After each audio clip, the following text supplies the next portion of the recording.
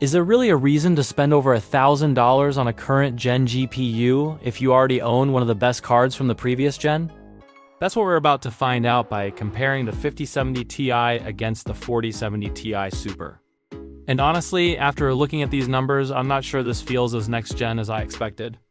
In Alan Wake 2, the 5070 stays consistently ahead of the 4070 across all three resolutions.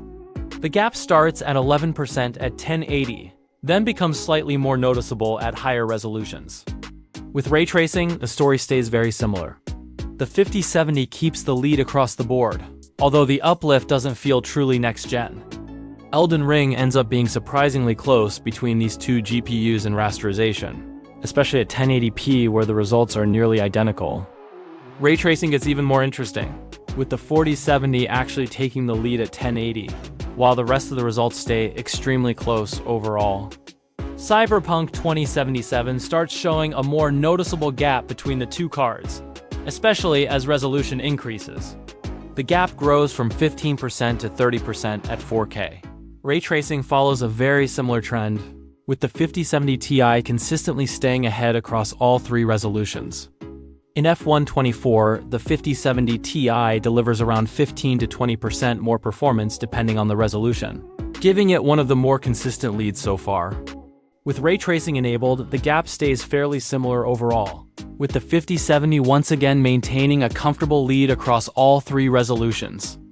Hogwarts Legacy ends up being another solid result for the 5070, with gains staying fairly consistent across all three resolutions in rasterization.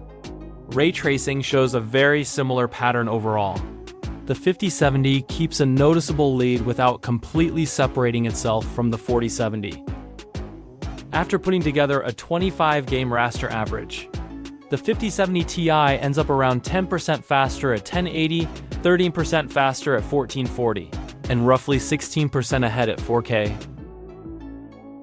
The 10-game ray tracing average shows a very similar trend overall, with the gap gradually increasing as resolution goes up. At the end of the day, I can't really recommend spending over $1,000 on a graphics card if you're already coming from a 4070 Ti Super or something similar. Personally, I'd wait for the next gen. But if you're upgrading from a less powerful card and you have the budget for it, then yes.